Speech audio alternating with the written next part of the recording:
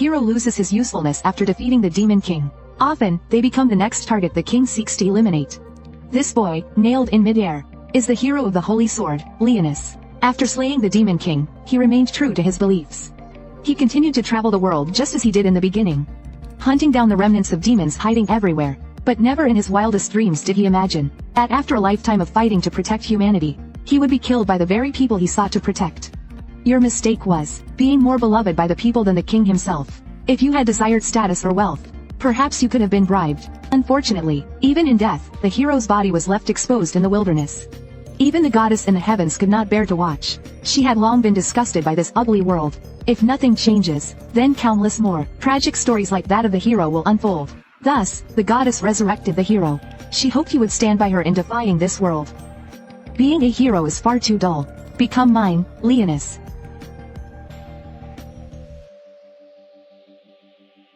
Two years later, the once hero had become the undead Demon King, because the goddess sought to defy the world and establish a new order. Now, the protagonist fights for the goddess. This time, his opponent is formidable. He died twice before turning the tide. It turns out that after the goddess revived him, he became the undead Demon King. Although he gained unparalleled magical abilities, in reality, he was weaker than when he was a hero. After becoming the Demon King, his changed attributes rendered him unable to wield the Holy Sword. To restore his former strength, the goddess transformed the Holy Sword into a demon sword, allowing him to wield it once more. Thus, the protagonist now masters both magic and swordsmanship.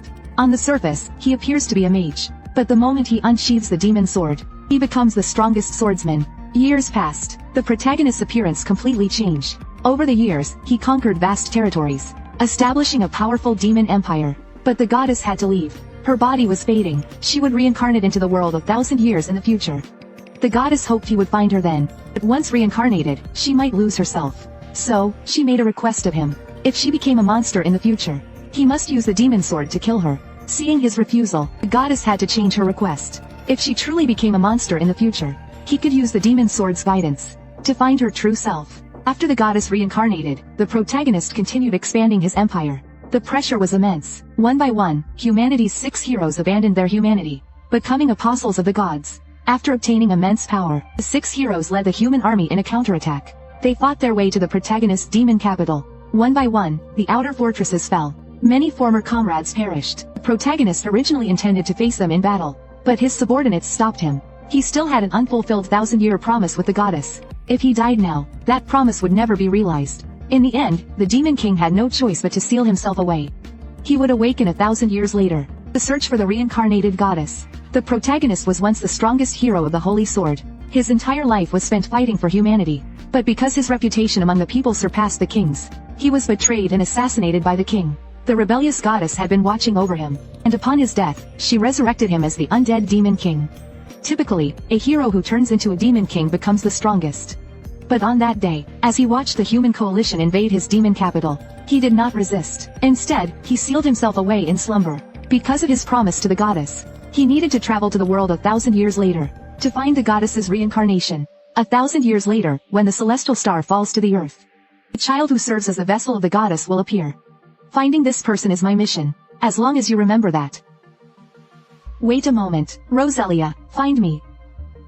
The protagonist slept for an unknown length of time, until one day, a girl's voice woke him up.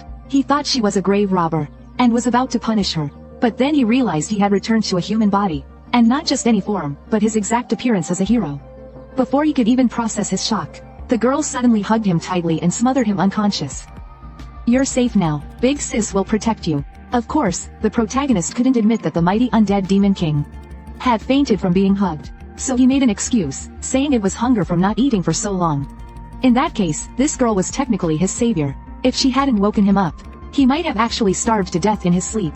The girl's name was Leah. She was a student of the Holy Sword Academy. She had come to this ruin on a mission, and had accidentally saved the protagonist. During their conversation, the protagonist learned the world no longer had magic or combat aura. People could only use the power of the Holy Sword, but very few were able to awaken a Holy Sword. While modern humanity's power system had weakened, technology had advanced significantly. Even those who hadn't awakened a Holy Sword could still fight using high-tech weapons. As they spoke, a void beast suddenly appeared, and it was beyond what Leah could handle. It was the first time the protagonist had seen such a creature. But this was the temple where he had slumbered. How dare it invade this sacred ground? The protagonist was about to annihilate the void beast in an instant.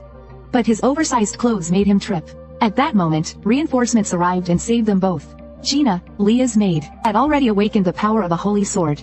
It was the protagonist's first time witnessing a holy sword. It looked similar to an ancient magic artifact. Its power was equivalent to a tier 4 explosive magic spell. Gina instructed Leah to take the protagonist and leave. She would stay behind to cover them. The protagonist could only think about how much the world had changed. He had never seen a holy sword, nor had he seen a void beast, and now, he had even turned into a child. At that moment, another void beast appeared ahead. It looked even stronger than the previous one, but in the protagonist's eyes, they were nothing more than mere minions. He was about to obliterate the void beast in an instant, but Leah interrupted his magic. Disappear, run now. Don't even think. Leah had only wanted to save him, but she ended up being killed by the void beast. Even in death, she was thinking of the protagonist. She told him to find Gina, as that was his only chance to survive. The protagonist was speechless. These void beasts were nothing to him, he could kill them in an instant. And yet, he had lost an ally. Fine, I'll admit it. I do admire this brave girl, just a little. So your death will not be in vain. Gravity System 8th Tier Magic. Massive Gravity Wave. Perish, you insignificant pests. Yet, after instantly annihilating the void beast, the protagonist realized something. His magic was far weaker than before. It turned out that due to the limitations of his new body. After dealing with the void beast, the protagonist began reviving Leah. Though it was called resurrection magic, in truth, he transformed Leah into an undead vampire queen, but he didn't dare tell Leah the truth. He simply said that her wounds weren't serious, and that a bit of healing magic was enough to restore her. Leah thought it was the power of his holy sword. She was amazed that someone so young had already awakened a holy sword. Once Gina had also finished off the void beast, the two prepared to leave. The protagonist pretended to be homeless and feigned amnesia. Naturally, he was taken in by them. But on the way, Gina showed him just how bold modern girls were. I heard that a bit of stimulation can help cure amnesia. No thanks. Oh, come on. What if Leo turns into a pervy boy? To be honest, boys are naturally pervy. The mighty undead demon king being teased by a little girl speechless. But what happened next shocked him even more. He never expected humans to have built such magnificent fortresses. And there were at least 7 of them, at this scale. Since it was his first time entering a fortress, he had to go through security checks and register an identity card. The process had to be completed alone. Finally, he had a moment to himself. Taking advantage of the solitude, he summoned his most trusted subordinates from his Demon King days, the Shadow Prince, Brax, and the Shadow Assassin, Sherry. It has been a long time, my friend. How may we serve you, my lord? The protagonist was just about to issue orders, when he noticed something strange about Sherry. Back then, when they met, he had already been the Demon King. Sherry had never seen his human form before. Now, upon seeing him for the first time, she instantly fell in love. But when she learned that he planned to enroll in the Holy Sword Academy and not join them, Sherry couldn't help but complain. I thought I'd finally have the chance to take care of my adorable little master. What did you just say? Nothing. I didn't say anything. Reincarnating as a child sure has its perks. Just because he looked like a little kid, the girls let their guard down completely. Not only did they take him into the girls' dormitory, but they even helped him bathe.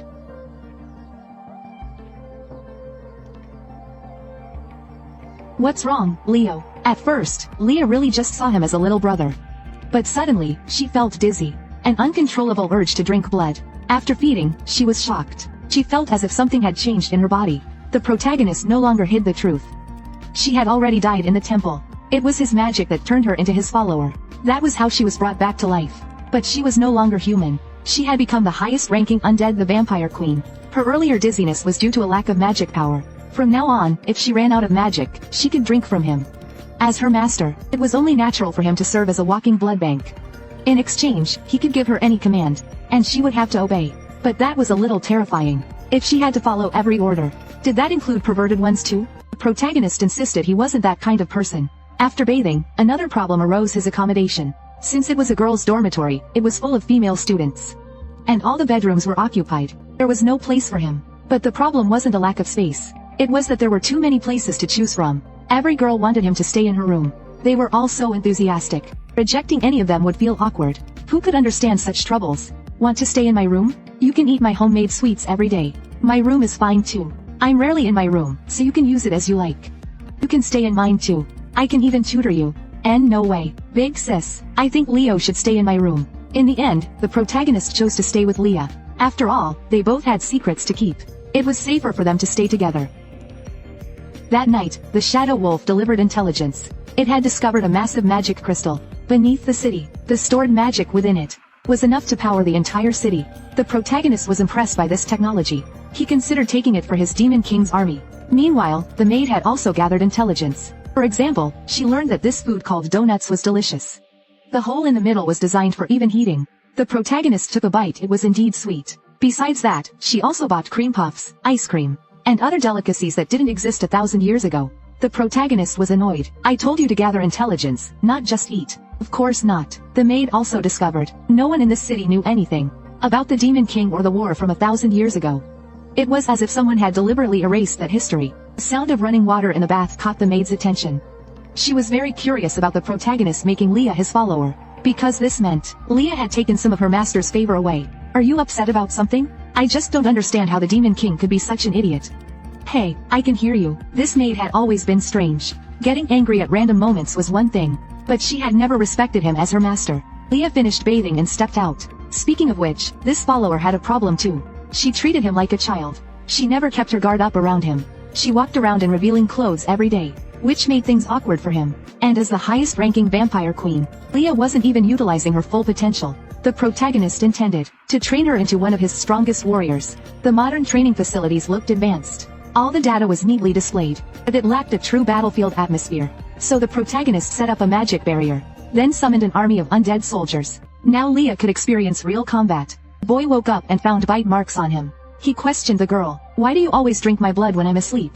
The girl blushed. She knew it was wrong. Yet every midnight, she couldn't resist the urge. The boy understood this well. After all, a vampire queen was naturally nocturnal. It was normal for her to struggle with her bloodthirst at night.